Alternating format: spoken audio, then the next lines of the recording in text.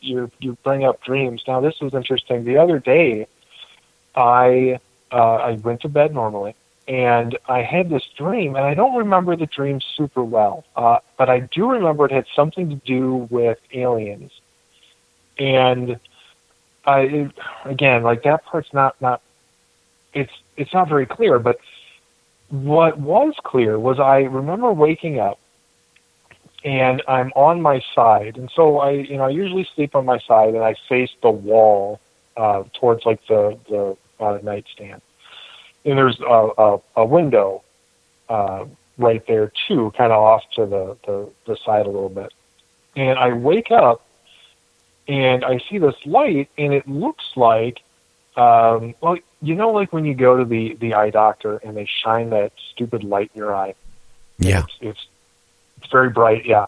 It looked like that. It looked like somebody was shining a light directly into my eye. And I remember lying there, and, I remember lying there not moving with this bright light being, shown into my eye.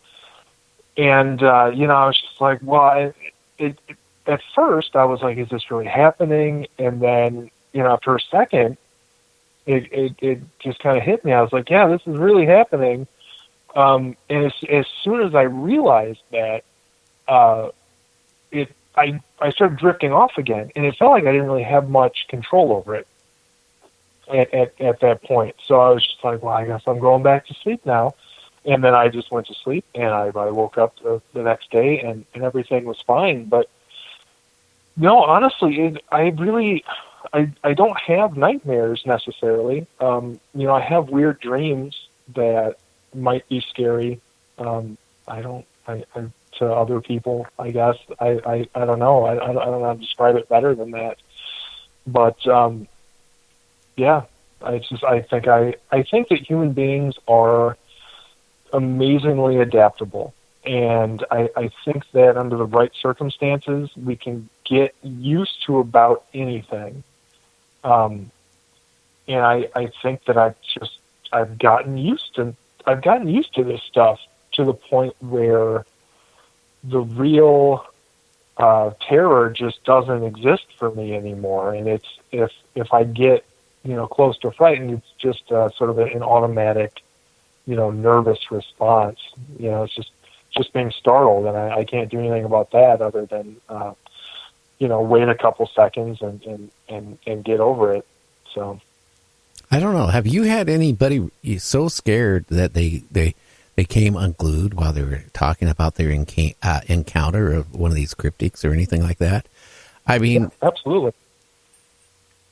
I mean, how do you how do you handle it? I mean, you got to walk on eggshells when you're talking to them and interviewing them. It'd be kind of hard, wouldn't it? Well, I think the most important thing now, you don't necessarily. I don't think you have to walk on eggshells, because you owe it to them and you owe it to yourself to get an honest accounting.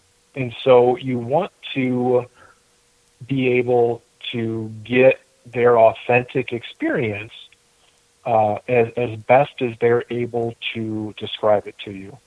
But what's most important is understanding that they are a human being. And if you empathize with them, which you should, anybody in that situation absolutely should, because when you are speaking to a witness and they are, shaking and sweating and clearly on the verge of tears, in that moment, if you can't empathize with them, then I don't even know how you can call yourself a human being. But if you do, and you're able to empathize with them, and you let them know that you understand how they're feeling, and that it's okay for them to feel that way, because it is, because they saw something terrifying, and however they feel about it, it is okay to feel that way.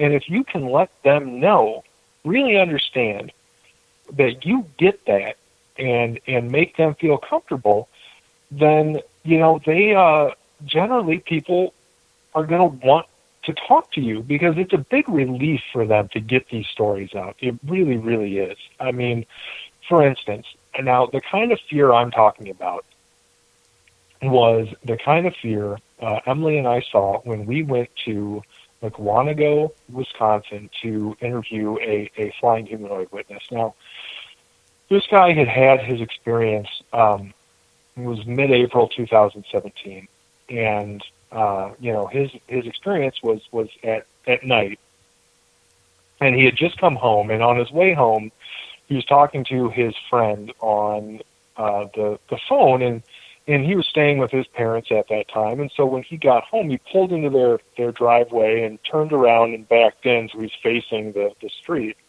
which it makes a lot of sense if you see their driveways. Big old gravel driveway that's, it's got a sort of parking lot area that'll fit, 3 or 4 cars in it.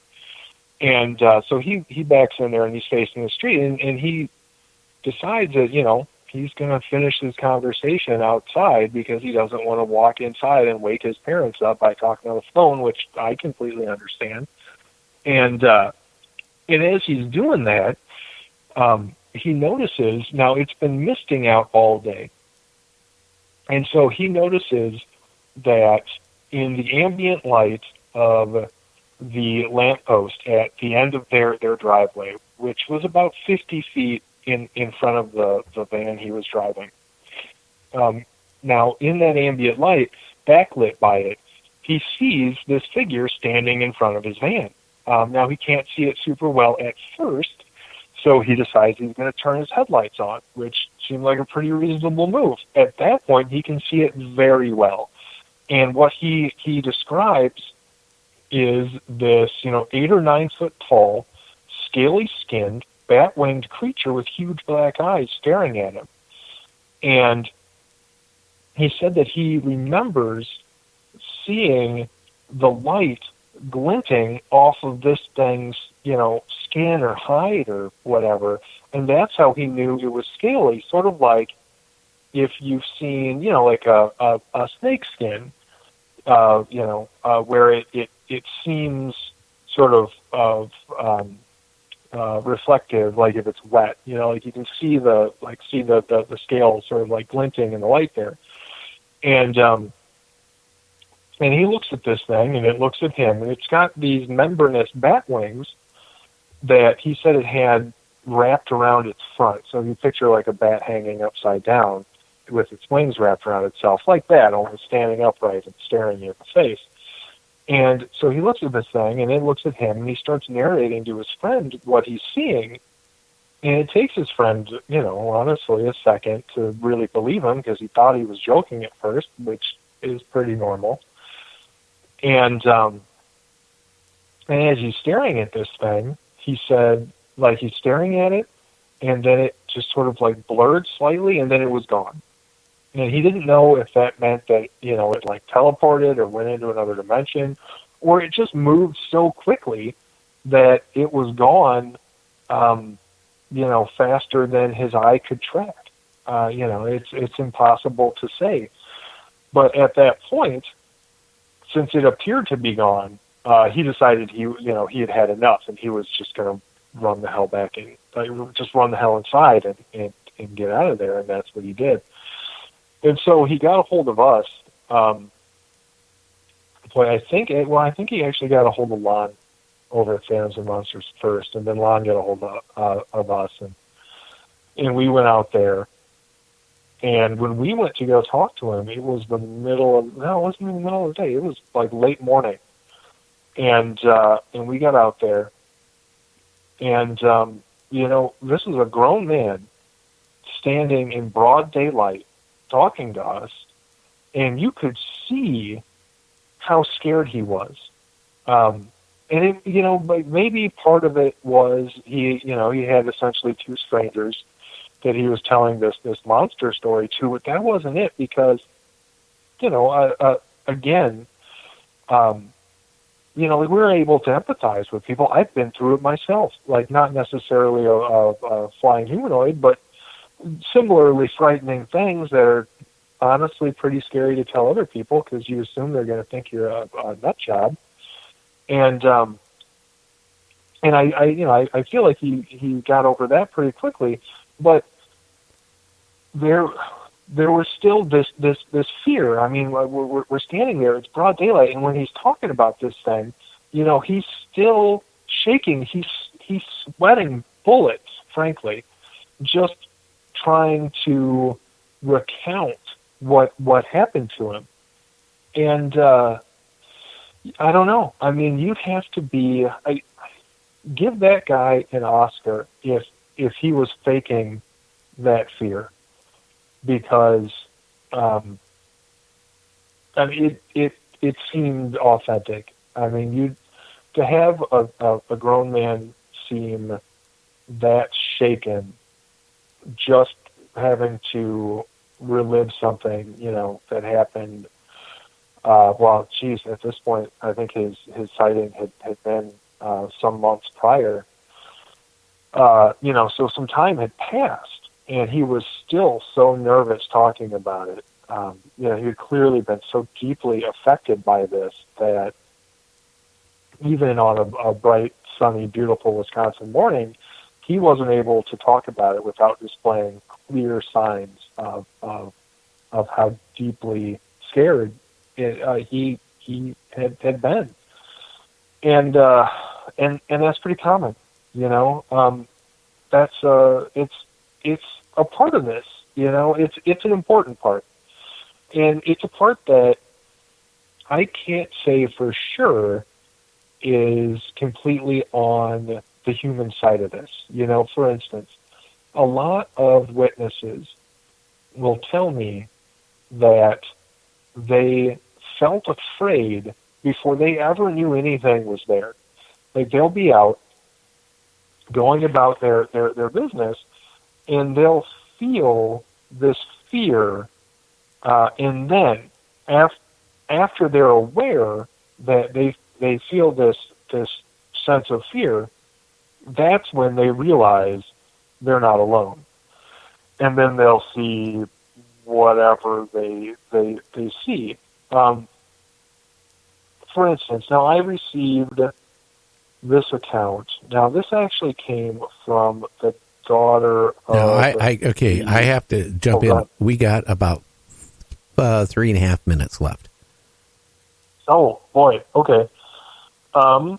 Then, people should probably just visit our website to see this, but I'll see if I can sum it up. So, I had spoken to the daughter of this witness who had told her about how in Waukegan, Illinois, which is just north of Chicago, way back in 1976, he had been out in this parking lot where he was, helping his friend jumpstart his car, when as they're, they got the hoods up and they're getting the jumper cables out and connected and everything, he feels this sense of fear out of nowhere. He just suddenly feels scared, like something's watching him, right? Like this, almost this sense of being prey, And so he starts looking around, like what is happening, and he sees on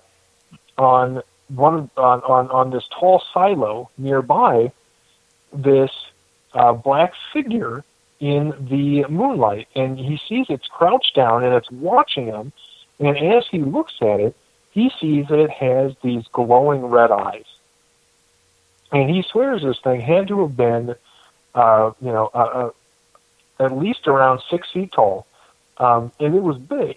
It couldn't have been any kind of bird or anything, certainly not with those glowing red eyes. And he said he had this sense of evil that he felt from it.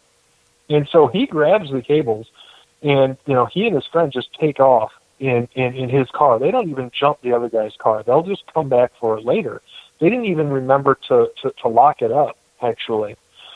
And as they drive off, they hear this loud swooshing sound, and something seems to hit the side of seems to hit the top of her dad's car and slide across it.